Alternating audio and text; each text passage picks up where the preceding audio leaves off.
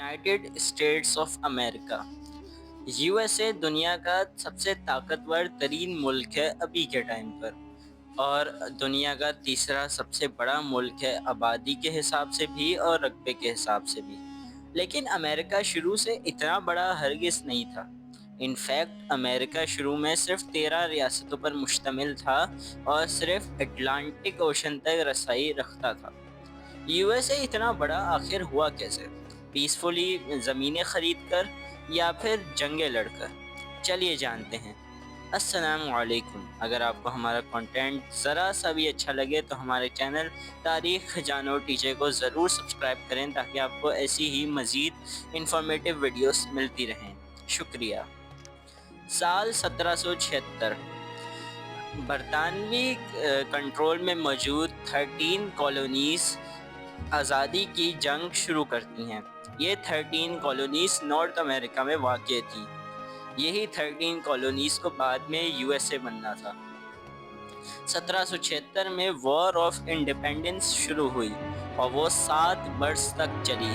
1783 میں بالآخر برطانیہ کو وڈرا کرنا پڑا۔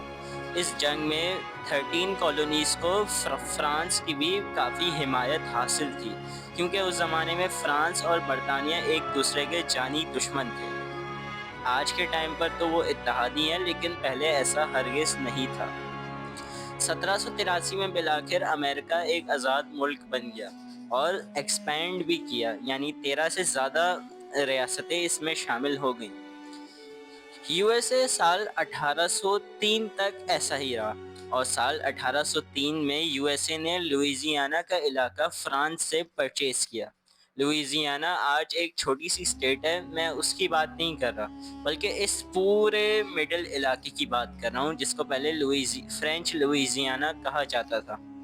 یہ علاقہ نہایت ہی کم پیسوں میں یو ایس اے نے فرانس سے خریدا، کیونکہ اس ٹائم فرانس کے پریزیڈنٹ نیپولین بوناپارٹ یورپ میں جنگ کی تیاری کر رہے تھے، اس لیے انہیں پیسے کی اشد ضرورت تھی اور ان کو لوئیزیانا ویلیوبل لینڈ نہیں لگتی تھی۔ 1803 میں امریکہ کا رقبہ تقریباً دگنا ہو گیا تھا۔ 1819 میں پھر امریکہ نے فلوریڈا کو پرچیز کیا۔ فلوریڈا آج امریکہ کی ایک ریاست ہے۔ فلوریڈا اس سے پہلے اسپین کا حصہ تھی، یعنی اسپینش سلطنت کا حصہ تھی۔ یو ایس اے نے فلوریڈا کو بھی نہایت ہی کم قیمت میں امریکہ میں شامل کر لیا، اور 1819 میں ایک اور ایکسپینشن ہوئی۔ یو ایس اے آہستہ آہستہ پھیلتا جا رہا تھا، اور سال 1845 میں ٹیکسس نے بھی یو ایس اے کو جوائن کیا۔ ٹیکسس اس وقت ایک انڈیپینڈنٹ ملک تھا جو سال 1836 میں میکسیکو سے آزاد ہوا تھا۔ 1845 میں ٹیکسس نے امریکہ میں شمولیت کا اعلان کیا۔ یہ بات میکسیکو کو بالکل پسند نہ آئی اور شروع ہوئی 1845 میں میکسیکن امریکن وار، جو 1848 تک چلی، جس میں میکسیکو کو شکست ہوئی اور امریکہ نے آج کا Texas, California, Arizona, New Mexico اور یوتا جیسی ریاستوں کو یو ایس اے کے اندر شامل کر لیا، اور امریکہ آج جتنا بڑا تقریباً ہو گیا۔ لیکن امریکہ نے میکسیکو کو کچھ اماؤنٹ بھی پے کی تھی، اور کچھ عرصے کے بعد ایک چھوٹا سا لینڈ کا پیس بھی میکسیکو سے خرید لیا تھا۔ بعد میں پھر اوریگن ٹریٹی بھی سائن ہوئی، جس میں اوریگن کو یو ایس اے اور کینیڈا کے بیچ سپلٹ کر دیا گیا۔ 1867 میں الاسکا کو یو ایس اے نے رشیا سے خرید لیا۔ الاسکا جو آج امریکہ کی ریاست ہے، پہلے رشین ایمپائر کا حصہ تھی۔ الاسکا کو رشیا نے اس لیے بیچا کیونکہ ان کو ڈر تھا کہ اگر انہوں نے الاسکا کو نہیں بیچا تو برطانیہ اس پر آسانی سے قبضہ کر لے گا، کیونکہ اس وقت برٹش کینیڈا کا الاسکا کے ساتھ بہت بڑا بارڈر تھا۔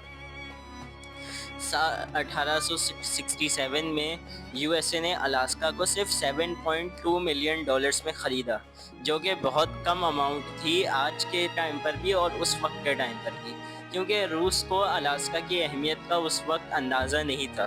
بعد میں الاسکا میں کافی نیچرل ریسورسز بھی डिस्कवर हुए जिसने अमेरिका को बहुत फ़ायदा पहुंचाया।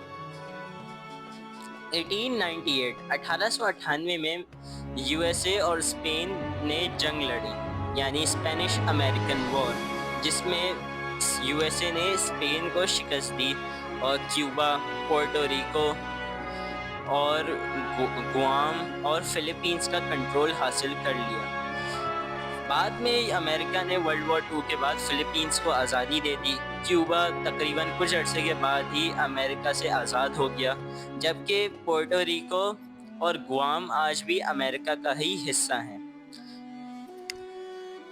इसी दौरान यूएसए ने हवाई पर भी कंट्रोल हासिल कर लिया।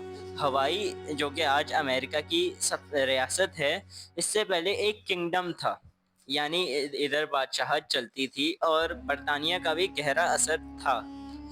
फिर 1898 में बिल आखिर यूएसए ने हवाई का भी कंट्रोल हासिल कर लिया और अपना आज का मैप अचीव कर लिया।